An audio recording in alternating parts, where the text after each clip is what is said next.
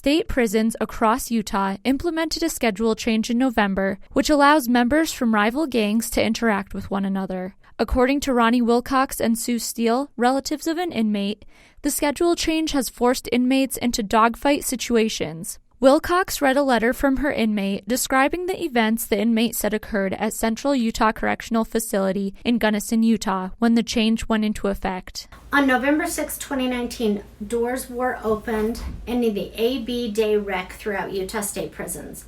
The doors to the cells were closed behind the inmates, and correctional officers waited ready to throw grenades and shoot at inmates while in tactical gear and others in biohazard suits. By the end, inmates were on the floor laying in blood and burn marks on the floor from grenade explosions. The Utah Department of Corrections posted a different letter on their website explaining that the AB schedule was put in place 5 years ago when the department experienced an increase in violence between two specific gangs. The schedule was developed as a way to temporarily decrease contact between gangs by giving them separate recreation days.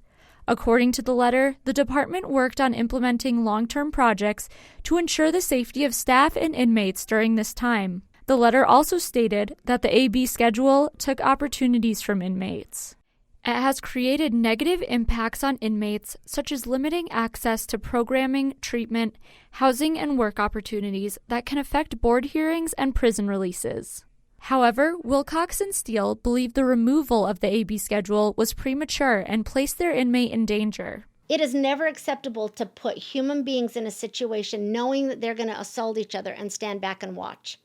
That's not okay.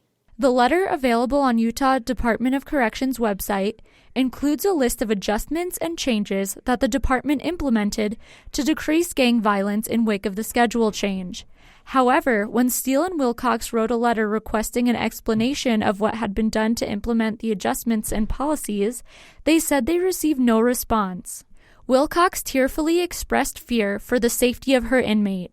Hours and hours and hours of sitting back and thinking about how terrifying it would be to know that the people that are supposed to be keeping you safe while you are serving your time, they don't have your safety. They're not concerned about it. ABC4 reached out to Caitlin Felstead, Public Information Officer at the Utah Department of Corrections, for a statement. Our department consistently works to improve our processes to increase security and safety for those we supervise, while also presenting them with opportunities to successfully exit the criminal justice system.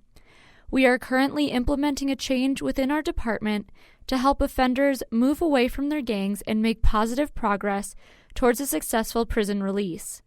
We work diligently with concerned family and friends of offenders to be transparent and responsive with them without compromising the security of our operations or the privacy of offenders. Though Wilcox and Steele agree that the inmates need to learn how to get along, they remain passionate that the Utah prison system has other choices in handling this situation. There are other choices. Just throwing people to the wolves is not the answer. These are human beings. Kaylee DeWitt, ABC4.com.